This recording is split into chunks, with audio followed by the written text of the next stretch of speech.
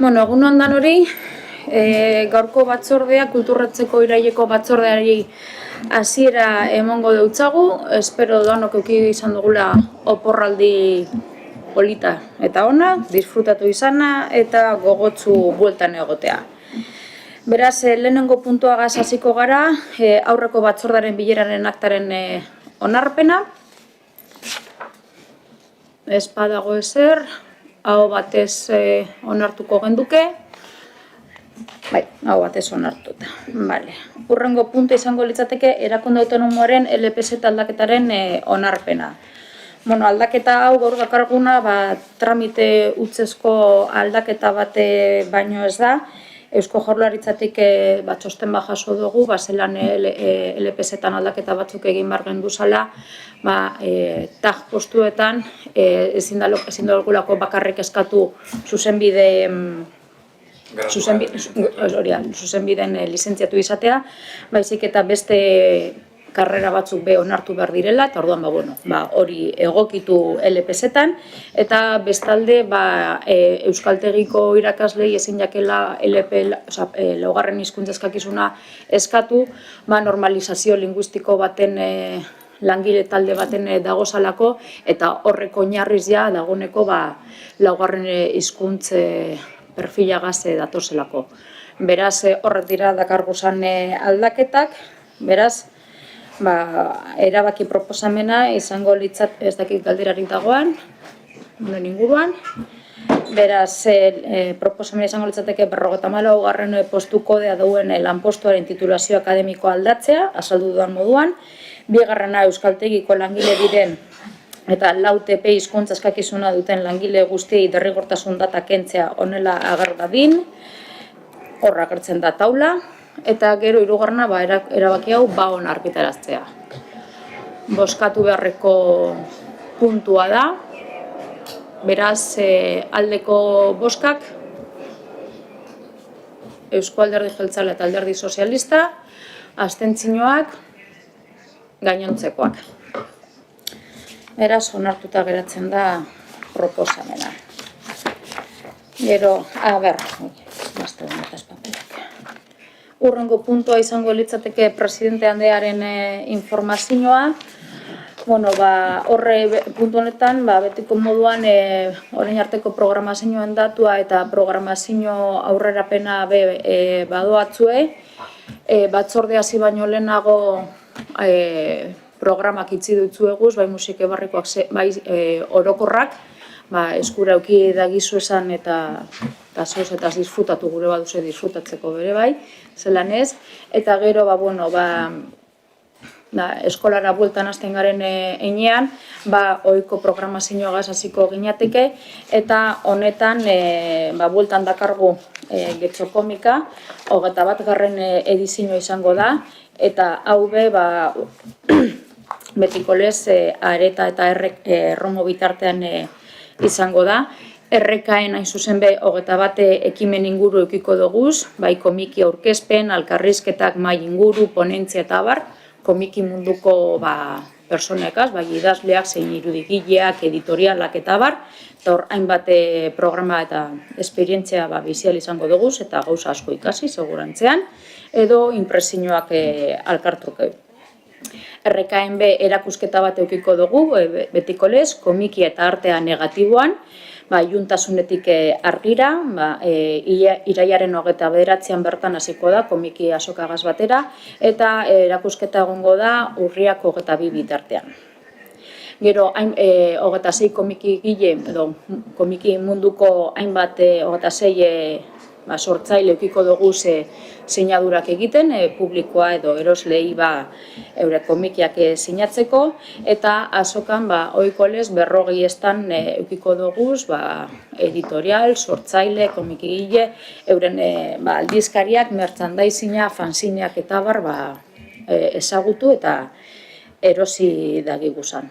Betiko lekuan, ditzi gora berako betiko lekuan izango da, zen plaza moldatu danez egokitu da apur bat kokapena, baina bitarte horretan izango da azokea aurten bebai. Hau komikeri... Bai, markatu Ibon. Bai, iaz ez zen karparik egon, okerrez banago kalean egin zelako. Bai, azkenen urteetan ez da egon. Aurten egongo da karpala ez? Ez dago. Eta gura txarra baldin badator, azken aldi honetako olako bekaitzaren bat edo? Bueno, estanak ez lehitu gendu zanean, aurre ikusi zan, estan mota horrek, olango bizera estilo bat eukidagien, horrek estanak eurek bizera horren bidez be, horrek egoerari aurre egiteko eta laguntzeko. Baina karparik ez da aurre ikusten. Vale. Bai. Sí, os he comentado que la ubicación es la de la vez anterior, que es, si no recuerdo mal, fue desde la plaza del ajedrez. ¿No? ¿No fue a lo largo de la calle? Pero no es igual que la anterior. Sí. Vale, perdón. Holan izan zen aurreko biderran, baina ez dute esan igual izango danik. Baizik eta plazan izango da, eta plaza egokitu danez, birmoldatu danez, egokitu da plazaren diseinu barrera. Vale, es que, por ejemplo, izango la feria del libro se suele hacer en la Plaza Santa Eugenia. Entonces, no sé si es que se cambia de... Pregunto, simplemente. No sé si es que se ha ido cambiando de sitio por, digamos, encontrar cuál es la ubicación mejor, o simplemente cada evento tiene un sitio distinto, aunque estén todos muy juntos. A ber, liburuaren azoka normalean antolaketa egiten danean, herriko liburu saltzailekaz landu egiten da, eta urtean auzune diferente baten izaten da. Egia da, kokapen diferenteak eukiten dauz, San Jorge edo liburuaren egunen inguruko liburu azokak. Komikiaren azokak, azkenengo urteetan inguru berean izan da, kokapen diferentetsuak euki dauz, ezin dugulako aiztu be, plazan obrak euki dugu zela. Eta orduan, herri osoan zehar programa euki gura dugunez, igual errezagoa da, obra dago zanez, algortara eroan. Ez, egokitu egiten dugu, eta aldan inean, batzutan ez dago remediorik eta leku aldatu behar da, de forma drastika esaten den moduan. Baina beste batzutan alden inean ingurunea behintzat mantentzen alegintzen gara. Eta puntu oso garrantzitsu bat, liburu azokak herriko liburu dendekin lan egiten du eta 9 dira. Estanak 40. Beraz, ez dira kabitzen. Aztertu ditugu hainbat aukera eta komiki azokak gainera horretan lehen are gehiago zituen estanak, orain 40rekin lan egiten dugu eta Santa Eugenian elidateke kabituko. Hor inoiz ezingo dugu hartu, txikitzen espaldin badugu eta komiki azokak ezinbestean eskatzen digu volumen bat. Editorialek azpimarratzen dute garai honetan dagoen komiki topak eta garrantzitsuena dela, eta gainera epeetan eta dena hemen geratu behar da. Urteko edizio berri asko asteburu horretarako aterako dituzte. Orduan hori da beste zailtasun bat lekuz mugitzeko.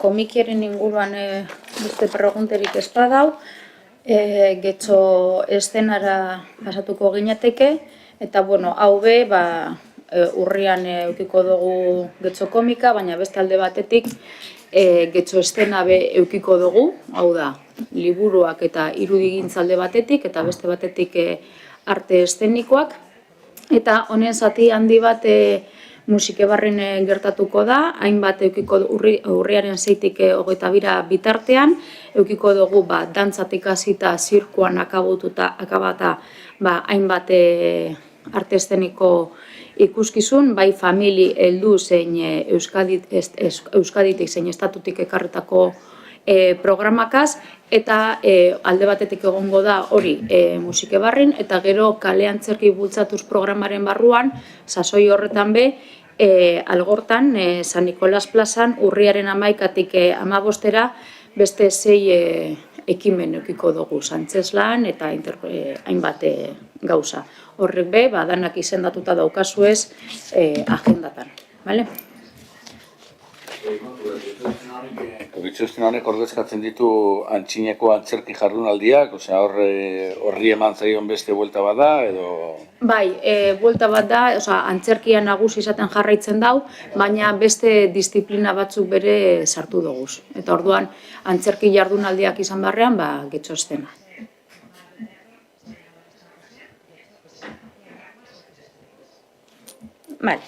Honen inguruan espadau, musika barriko programazioa behartzen dau, baina,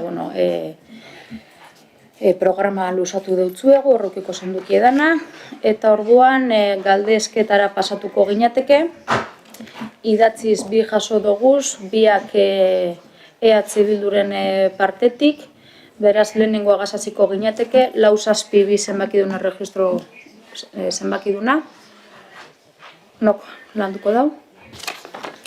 Bai, aurrek urtean kultura sormenerako diru laguntzak emateko deialdia irailaren 2an bukatu zen, eta urten iraila argian gaude eta oraindik ez da deialdia atera. Orduan hori dela eta hauek dira argitu nahi ditugun galderak. Zer dela eta ez duzue deialdia atera, eta noizko aurrikusten da, aurrikusten baduzue, deialdia ateratzea. Bai, honen inguruan esan behar dugu, asmo dela laster ateratzekotan dago. Azken ikutu batzuk emoten gabilkoz deialdiari, egia zan, dagoeneko 3 deialdi atara duguz, honen inguruan, joan dan legealdian atara genduan deialdi barri bat da, eta orduan guztiz azterketak bat eginda, ia ze disiplinatan dagoan eskari gehiago, zeinetan ez, zeintzuk bultzatu, zeintzuk mantendu eta hainbat deialdia egokitzen, azken 3 urteko deialdiei errepaso bat egin, ikusi zera aurkeztu dan eta horren inguruan egokitzapenak egin alizateko. Beraz, laster urtetako dago. Aurrekontua ez da mugituko? Ez. Gora ez bera? Bera ez da joango. Bale. Horrelako gai interesgarri bat agian ulertezazuen une honetan deialdi honek daukan zailtasuna, oraindik ez daukagulako erabat konponbide argirik, baina inteligentzia artifizialaren erabilerak deialdi hauek apur bat hankaz gora jarri ditzake. Ez gara gu bakarrik, baizik eta bai Foru Aldundian eta Eusko Jaurlaritzan, inteligentzia artifizialarekin gaur egun hor diruz laguntzen ditugun lan asko oso erraz egin daitezke. Orduan, sorkuntza sustatzen dugun gure deialdi guztietan, aztertzen ari gara nola babestu. Horretaz, azken batean guk antzeslan bat idaztea diruz laguntzen dugu, eta nola bermatu dezakegu sortzaile batek, diru laguntza jasotzen duen norbaitek, gero ez duela inteligentzia artifiziala erabiliko eta sortuko hori. Esaten dizuet, ez da bakarrik gure arazoa, beste erakunde batzuekin ere elkarlanean ari gara ikusteko, deialdi guztietan pixkanaka sartzen ari den zerbait. Orduan ikusiko duzue, hemendik aurrerako gure deialdietan, besteak beste Ramiro Pinilla atera behar du orain ere, eta horrekin ari gara, beste literaturako sari batzuek ere ikusten zer egin duten, edo nola bermatu duten, edo behintzat babestu hori ez dela gertatzen. Orduan, zailtasun horiek lotzen ari gara eta irantzuk adierazitakoa deialdia ahalik azkarren ateratzeko. Ez dakit, igual, ez dakit noraino bai, debekatu daiteke inteligentzia artifizialez eginiko edo zer gauza orkestea, eta are gehiago, sortu daiteke inteligentzia artifizialez eginiko beste antzeslan edo arte obra batzuk egitea, si hori be posible da. Enaz aditu honetan, baina pentsatzen dut inteligentzia artifizialen inguruan irakurtzen duana horri inguruko erregulazioa eta gauzak argi izatea luzerako doala. Luzerako doala izango dira urteak eta urteak izango dira. Orduan, hortik abiatu gara, ez dakit nola ibiliko garen, baina... Evidentemente, formula definitiboagaz ez dugu emongo. Momentu honetan, evidentemente, hori egokitzen joan barko dan zeo zer izango da. Mundu guzti hori garatzen dan bitartean, bai erregulazioa, bai teknologia eta bar. Baina, gitzienez, lehenengo puntutzuak azteko edo. Bakarrik adierazi nahi nuen labur, hori hain zuzen ere, gaia une honetan ez dago argituta. Ez bakarrik aditua, baizik eta epaitegietan dago gaia zentzu askotan ere, jabetza intelektuala hankaz gora jartzen duelako teknologia berri honek. Guk aurre ikusi dugu, deialdian jasoko dugula, bere erabilera debekatu egingo dugula, arazoa da horren atzigarritasuna ez dela existitzen. Hau da, guk gero konprobatzeko lan bat inteligentzia artifizialarekin egin den edo ez, gaur egun dauden tresnak, susmoren bat edo beste izan dezakezu, baina norbaiti gero diru laguntza hori erreklamatzeko edo impugnatzeko ziurtasun erabatekorik printzipioz ez dago. Eta esaten dizuedan moduan, ez da bakarrik gurea, baizik eta jaurlaritza edo sorkuntza sustatzen duten beste erakunderekin elkarrizketan ari gara, bintzat denak batera pixkanaka norabide berean joateko.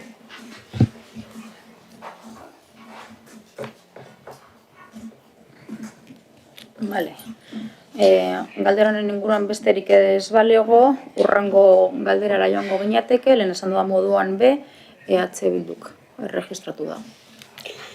Urtero bezala salatu behar dugu kulturretzeak Euskaldunon hizkuntza eskubideak urratzen dituela. Izan ere, kulturretzeak eskainitako 15 ikastaroetatik soilik 2 dira euskaraz, eta hori dela eta hauek dira argitu nahi ditugun galderak. Zernolako plangintza egin duzu euskarazko tailerrak sustatzeko, eta euskara sailarekin harremanetan zaudeten? Bueno, bertsolarien antzean akabuko puntua oinarriz hartuta, ia euskara saiagaz harremanetan gagozan, hombre, bai, euskara zinegotzia banaz, beraz harremana euki badaukagu. Eta landu egiten dugu zelan sustatu guzti hau. Alkarregaz, noski, beti. Euskara zerbitzu eta kulturretzeak ateak euren artean zabalik daukiez beti, alkarlanean ibilteko eta euskara zerbitzutik plantamendu bat heltzen bada, kulturretzea aztertu egiten dau, eta kulturretzeak euskara zerbitzuari plantamendu bat egiten badeutzo euskara zerbitzutik hartu landu eta jorratu egiten da. Egia da, bere sasoian atara genduala plegu bat, bereziki, euskarazko tailerrak ataratzeko, horretan plegotan 12 tailer eskatzen genduzan aurkezteko, hau da, gure helburua zan, tailer daukaguzanak baino, indarrean daukaguzanak baino, hainbat tailer gehiago ataratzea, gizarteak disfrutatu dagia zan, baina ez iran aurkeztu, bakarra baino esan aurkeztu, eta hori zuzenean adjudikatu zan, baldintzak betetzen ebazalako, eta gero orduan beste batzukaz harremanatan jarrita, beste bat gehiago ataratzea lortu dugu, behin utzik geratuta lizitazio prozedura handia, legeak baimentzen dauen beste prozedura txikiago negoziatu batzuen bidez. Beraz, beste bat gehiago ataratzea lortu dugu, eta inkluso atara dugun horrek gauza gehiago aurkeztu ekea zan, baina hori atara duguna, baino ez aurkeztea erabaki eban. Egia dabe, guk urtero, edo egizu alkarteagaz harremanatan jartzen gara, tailerrak eta ataratzerakoan, badakigulako euskara zerbitzutik udaletxe honek 51.000 euroko diru laguntza zuzen izendun bategaz, diruz lagundu egiten jakola alkarteari, euren alkartearen funtzen barruan edo helburuen barruan daukien programa ataratzeko. Eta programa honetan tailerrak eta dagoz. Orduan eurekaz landu egiten da, alkarren arteko programak zapaldu ez daitezan.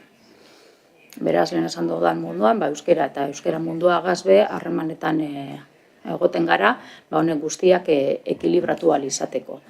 Baina, egia esan, kulturretzeak oraingo honetan tailer 2 atara ahal izan dauz, gehiago atara gura genduzan, 2 ataratzea lortu duguz, baina alan dabe kulturretzeetan egizuk emoten dauzan hainbat eta beste elkarte batzuk emoten dabezan hainbat tailer edo kurso euskaraz emoten direla udaletxearen babesagaz. Beraz, aleginean gagoz, euskara zerbitzuaren partetik, kulturretzearen partetik, eta ia lortzen dugun tailer gehiago egiten, eskaintza gehiago egiten, baina gure asmoa hori da, izatez aurrekontua be, horretarako egoan gordeta, tailer gehiago emonal izateko, baina ez da gonerarik, eta inkluso lizitazioetan be, baldintzak malgutu doguz, ze bai oki genduan aurreko esperientzia baten, hirugarren hizkuntza eskakizuna edo ega eskatzen genduala,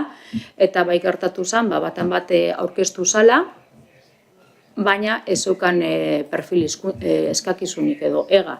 Beraz, ezin zen onartu lizitazioaren bidez, arazori ikusita, orain honetan atara duguna, esan dugu, euki, badaukazu fenomeno, eta ez badaukazu, hizkuntze proba baten bidez nivela bermatu albadozu klaseak euskeraz emonal izateko be, nahikoa izango da. Beraz, hainbat formula aztertzen egon gara, hori lortu ahal izateko bere bai. Guk uste dugu, zailtasunak ez ditu bukatuko, baina uste dugu hau ez dela lehen aldi gertatzen dana, beraz, agian beharko luke hausnarketa sakonago bat, ezta? Batetik zer nolako mota tailerrak eskaintzen diren orokorrean, nik askotan zalantza dozkat hor eskaintzen diren tailer batzu zer nolako lotura daukaten kulturarekin, baina hori beste kontu bada, baina bai, hausnarketa beharko luke horren inguruan bestetik nola planteatzen diren pliego horiek. Ointxe, esaten ari gara herritarrei tailerrak emateko egia da euskara maila eskatu behar zaiela, baina agian hizkuntza maila eskatu behar dela leku guztietan, eta tailer guztietarako. Eta gero, hombre, bai, egizu gauzak egite ditu, eta beste elkarte batzuk, beste gauza batzuk egite dituzte, baina hori ez da udalak egiten duena. Hori da udalak babesten duen zerbait, baina ekintza edo ekimen pribatua da. Beraz, gure ustez, udalak eta batez be kulturretxeak badauka euskal kulturarekiko eta euskararekiko ardura bat, bultzatzeko ardura bat, eta zentzu horretan urtero ikusten baldin bada tailerrak ez direla euskara ateratzen edo jendea apuntatzen ez delako edo plegoetan enpresarik ez dagoelako, beste bide batzuk bilatu behar direla eta eskatuko genuke horren inguruko hausnarketa sakona. Are gehiago, eta kulturretxeak ematen dituen edo egiten dituen akordioen arira baita ere, hor badago beste akordio bat, kulturretxearena oziobiderena, Deustuko elkarte horrekin. Oziobiden atea dira 4 tailer eta 4 horietatik soilik bat da euskaraz. Gutxienez, kanpoko elkarte bati eskatzen egiten baldin bada horrelako akordio bat, gutxienez parekotasun bat eskatu beharko nukela uste dugu. Eta orduan, eskatzen duguna da, honen inguruko hausnarketa sakona, honen inguruko planteamendu berri bat, agian, harakatu beharko dira beste bide batzuk, orain arte harakatu ez direnak, edo agian planteatu beharko direla beste tailer batzuk inoiz egin ez direnak. Horren harina gauzetsu bat lehen aitatzea aiztuia, eta akabuko pleguetan be, guk izendatzen genduzan tailer mota batzuk, baina egoan beste epigrafe bat zena guztiz librea. Merkatuak edo profesionalak eurek ondo ezagutzen dabe zer dagoan munduan, zek eukileken tiroi gehiago, eta orduan beste bat egon zen, zuk aurkeztu, edo zuek aurkeztu, guk eskatu ez dugun beste tailer motaren bat bere bai ez da. Hori igual gu ez gagoz ikusten, baina eurak munduan sartuta dagozan ez denbora guztian horretan profesionalak eta horretan jarduten dabelako, esateko, zuk proposatu eta tematika libre bategaz jarri genduan, zati baten zuk dinozun hori eurek proposatzeko.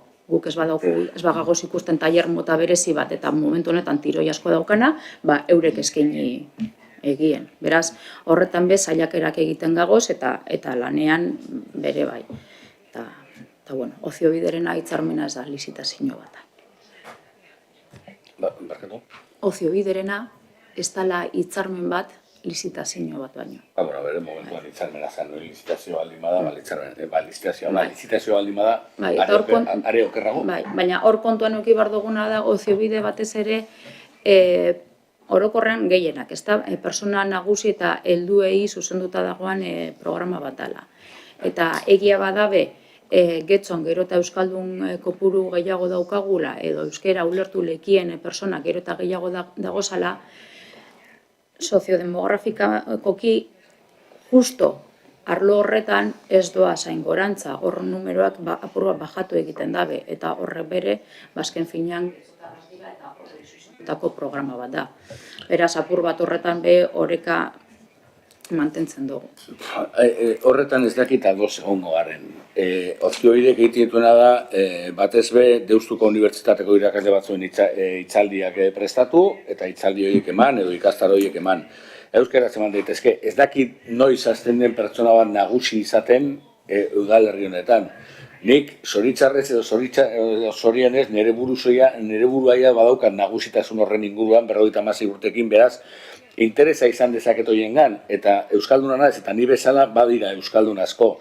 Eta Oziobiden ikusi ditudan ikastaro batzuk interesgarriak izan daitezke, baina erdera utzean daude. Eta Oziobide ez badago Euskal Herriko Unibertsitatea, edo Udako Euskal Unibertsitatea, badauz beste aukera batzuk, antzeko programak egiteko eta euskararen presentzia parekatua guztienez bermatzeko. Eta hori da eskatzen duguna. Osea, are gehiago lizitazio bat izan da. Hori derrigortzen baldin bada, gero ikusiko dugu aber gero pertsona nagusiek aurkezten den, pertsona nagusiak ere herri honetan euskarazko gauzetara ere joaten dira. Beraz, badaude hor. Badago pertsona nagusi horiek herri honetan badauz. Eta horako ikastaroetan interesa izan ditzaketenek. Beraz, eskatuko nuke, berriro ez du gehiago esango, baina bai Oziobide, bai tailerren inguruko hausnarketa orokor bat, eta ez soilik hausnarketa, osea, arazo bat izan bada hori, ointxe ikusi dana, ez dezagun itxaron ekainera berriro hausnartzeko edo pentsateko tailerrak nola egokituko ditugun euskararen presentzia bermatzeko, baizik eta az gaitezen oraintxe bertan. Hori da, eskatzen dugun gauza bat erre. Bai, bakarrik kontu bat zehazteko, niretzat gakoetako bat, eta argi adierazi nahi dut, nik esango nuke aztertzen baldin badugu azken urteetako bilakaera kulturretxean konpromiso argia izan dela euskararen alde, lehiaketan atera ziren baldintzak gaztelaniazkoaren berberak izan direla, errealitate batean ari gara, lanean ari gara, nik aztertuko nukena eta egia da aztertzekoa dela da eskaria. Hau da, nik uste dut, eta hori bai aztertuko dugu, kulturretxera etortzen baldin badira herritarrak, esanaz, ez dakiz zer ikasi nahiko genuke, bide hori agian aztertzeko errezagoa da. Nik aztertu duguna da, zein den eskaria eta eskaintza gure inguru berehalakoan eta gure inguruko udalerrietan. Eta adibide bat jarriko dut, guk loteak egin genituenean, lote batzen irakurle taldeak. Eta irakurle taldea euskaraz, eta irakurle taldea gaztelaniaz. Eta irakurle taldea gaztelaniaz kulturetxeak kudeatzen du, baina irakurle taldea euskaraz egizuk kudeatzen du. Eta momentu batean guk egin genezakeen aurrera eta ekimen publikotik bideratu agian beste talde bat sortzea, baina egizurekin elkartu ginen eta konturatu ginen esan agian horrek talka egingo zuela mesede baino. Eta orduan gaur egun irakurleen euskarazko taldea egizu kudeatzen du, kulturretxeetan egiten den topaketa batean besteak beste, edo aldai patronatuan, baina hau da udalerrian bertan, diruz lagundu zeinez, eta gaztelaniazkoak guk kudeatzen ditugu. Saiatu gara, inguruko udalerrietan aztertzen, ea nola den egoera, azken batean pentsatu genuelako, bagian sopelan ikastaroa ematen duenak, hemen ere eman halko du. Eta inguruko udalerrietan dagoen euskara eskaintza, herri honetan ekimen pribatuak egiten du nagusiki. Eta benetan ez daukat arazorik, udalerri, Sopela, Basauri, Santurtzi, Barakaldo aztertu ditugu. Sopelan dagoen eskaintza euskaraz kulturretxean helduentzat dantza da, euskal dantzak, ulertuko duzuenez, kulturretxeak ez ditu euskal dantzako eskolak emango, 5 dantza talde dituen udalerri batean. Uste dut kalte egingo geniekela nagusiki, adibidez, hor ez gara sartuko. Beste batzuetan guk gazteentzako ikastaroak ez ditugu egiten, kulturretxeek egiten dituzte, hemen gazteriak bideratzen ditu zuzenean arlo horiek. Euskarazkoak, euskara zerbitzuak bideratzen ditu, gizuren bitartez. Dudarik gabe eta nik uste dut hala adierazi dezakegula, baldin badaukazue, edo zuetako norbetek baldin badauka beste udalerri bateko ereduren bat, edo aukeraren bat, borondate osoz aztertuko dugu. Baina era berean ere gaineratuko dut, azkenengo urteetan gure udalerrian ireki direla aisialdirako eskaintzarako espazio pribatuak. Bai? batzuetan bideratuko dugu eta posible izango da elkarlana, adibide bezala jarriko dut, euskarazko ikastaroetako bat ematen duen pertsonak bere espazio pribatua ireki du udalerrian bertan, eta berak ikusiko du konbibentzia hori nola gertatzen den, guk orain ikusiko dugu matrikulazioko datuekin zer gertatzen zaigun, hori beste realitate bat delako. Baina borondate erabatekoa eta aztertuko dugu. Nik garbi utzi nahi dudana da, konpromisoa erabatekoa izan dela eta administrazioak kontrataziorako dauzkan bideak hori bai bete behar ditugu, lau da. Aipatzen zenuenean nozio bideren ordez Euskal Herriko Unibertsitatea edo beste norbait izatea, guk lehiaketa egiten dugu eta aurkeztu egin behar zaizkigu lehiaketara. Hitzarmen bat egiteko esango nuke arazoak izango genituzkela. Kontratazio legeak aurre ikusten duelako kontratagarria den zerbitzu bat eta jadanik hala izan da, hitzartzea oso baldintza berezietan baino ezin litakela egin. Bestela kompetentzia arazoak sortuko zaizkigulako, hau da. Azken batean, jadanik zerbitzu bat dago, enpresa batek, kasu honetan noziobidek, eskaintzen diguna enpresa horren titulartasuna batekoa edo bestelakoa izan. Baina berriz diot, alegina egin dugu, aztertu dugu, eta borondate osoz, baldin badaukazue, eta garbi diot, beste udalerri bateko kasu jakinen bat, aizue, honela egiten dute, bestela egiten dute, borondate eta konpromiso osoz aztertuko dugu, iruditzen zaigulako gakoetako bat dela. Oraingoz, gure eskura dauden, administrazioko tresna guztiak erabili ditugu, legeak eskatzen digun eta betetzen dugun hizkuntza berdintasuna sustatzeko eskaintzan. Tamalez, daukagun erantzuna, eta nik eskartzen dizuet zailtasunak agerikoak izan eta onartzea, horiek dira, baina hala ere, horretan jarraituko dugu lanean, diodan moduan legea betetzea dagokigulako. Nuen itxitean hori, baina, eta etxe gustatzen teknikariekin itxitea, ez erratik, baizik eta nik uste dut dalako, batzorde politikoa dalako. Behin kultur programatzaile batek esan nionean antzerki mota batzuk ez zuela eskaririk eta eskari eza horrengatik erantzun gutxi jasotzen zituela edo sarrera gutxi saltzen zituela, esan zidan kultur arloko lana etzela beti eskariari erantzutea baizik eta eskaria sustatzea be. Eta hori da agian landu beharko genukela zerbait. Nik onartu eta zautzen ditut kontratazio legea jartzen dituen zailtasunak, baita ere ireki ditzaken bideak, eta baita ere kontratazio legea nola landu daiteken. Hau da, zu kontratazio bat ireki dezakezu aurretik lanketa bat eginda gero. Hainbat erakundekin, hainbat unibertsitatekin, jakinda berzuek interesatzen zaizuen, eta gero kontratazioera legal batean atera. Honekin ez dut esaten gauzak zelan egiten diren, berriro esango dut. Osea, guk eskatzen duguna da, orain arteko lanketa ez dugu katuko, baina orain arteko lanketak ez ditu eman, espero zitekeen emaitzak. Egin dezagun beste lanketa bat, beste hausnarketa bat, edo harakatu ditzagun beste bide batzuk. Sopelarekiko konparazioa hurbiltasuna bai, baina udalerrien neurriak ere oso desberriak dira, udalerrien bitartekoak eta udalerri bakoitzak daukan bere gizarte eragileen dinamika oso desberdinakoa, oso desberdina da, beraz, ez dakit noraino konparatu daitezkeen. Tamainaren aldetik agian Barakaldorekin bai, baina beste dinamika batzuk badoz ere Barakaldon edo Santurtzi baten. Eskatzen duguna da, hausnarketa egin dadila, orain arte jorratutako bideak ez badu dute eman, espero genuen emaitzak, eman dizatela beste batzuk. Baina eskaria, bai ikusten dugu, eskariaren Euskarrak nolabait esfortzu bat zikitzen du, baita niri ere zikitzen dit esfortzu hori. Askotan, ez dakit, lasaitasunagatik edo komoditategatik ez duzu esfortzu hori nahi eta beste batera jotzen duzu. Hori egia da, baina hori da agian gainditu beharko duguna. Zentzu horretan esaten dugu agian eskariaren edo eskarian be lan egin beharko genukela, besterik ez. Bale, besterik ez balego punto amaitutzat emongo genduke idatzizkotan, eta ez dakit bestelakorik egongo litzateken. Vale, Javi, Xavier, bai. Pero es sobre otro tema, ¿eh? Sí, sí. Vale.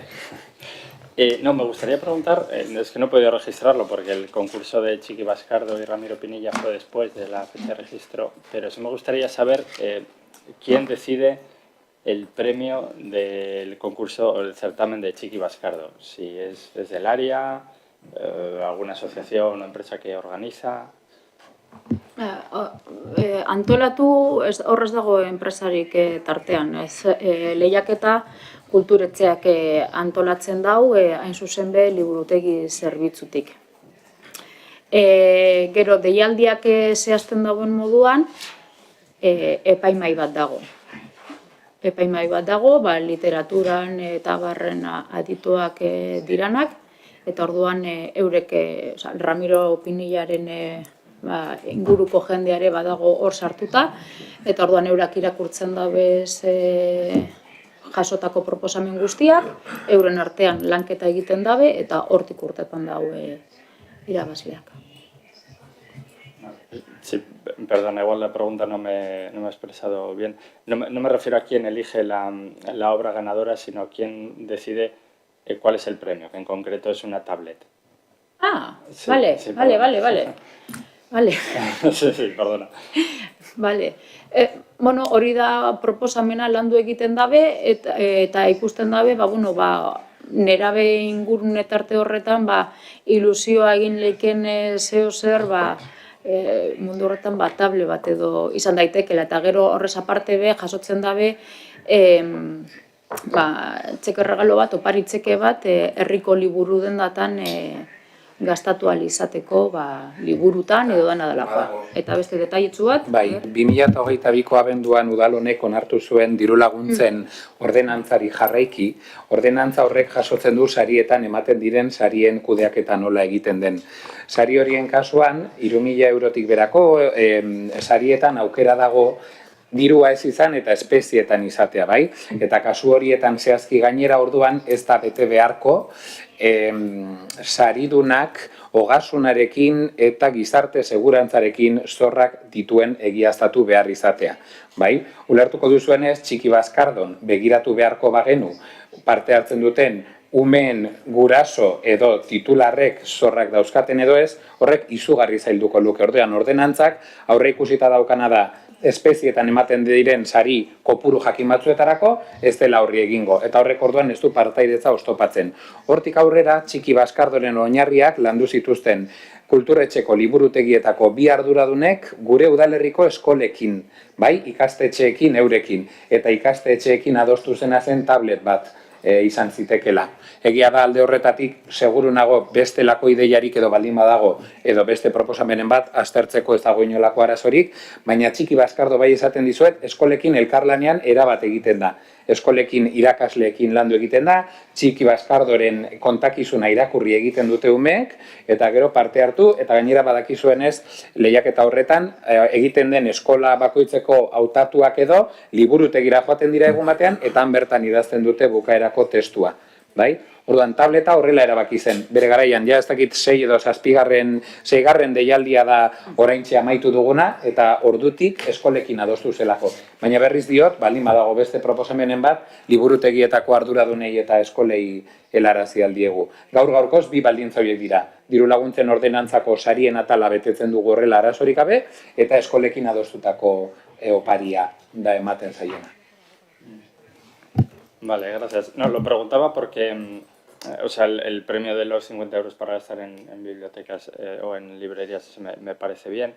El de la tablet me generaba dudas, la verdad, al menos a nuestro grupo, porque es cierto que los críos lo van a recibir con ilusión, eso no hay duda, pero sí me parece que un regalo complicado porque de alguna manera el que un menor de la edad de la que se presenta en este certamen tenga o no una tablet es quizás también una decisión de los padres o madres que entra en un terreno complicado, ¿no? que también está un poco de actualidad, incluso dentro del mundo educativo, que es la tenencia o el uso de nuevas tecnologías, ¿no? Entonces yo me imaginaba que, imagínate que los padres de uno de los ganadores o ganadoras no quiere que su hijo de 8 años tenga de momento un aparato electrónico y claro, de repente le cae de regalo una tablet.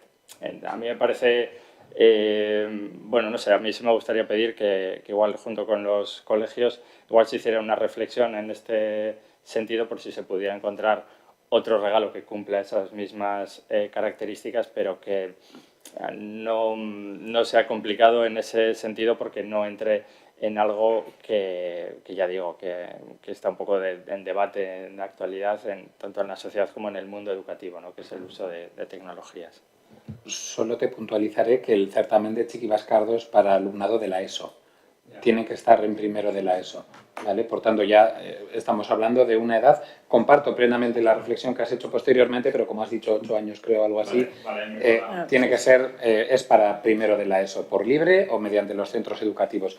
Y tal y como te digo, es una cuestión que se acordó un poco con las escuelas, pero mira, sin duda, trasladaremos tu reflexión a las responsables de biblioteca para que la compartan y vean en ese aspecto si debe tomarse alguna otra decisión. Bai, Ibon. Bai, ni zalantza bat dakot, zalantza edo galdera bat, eta memoria zarinaz, osea, que igual gauzak aldatu india, baina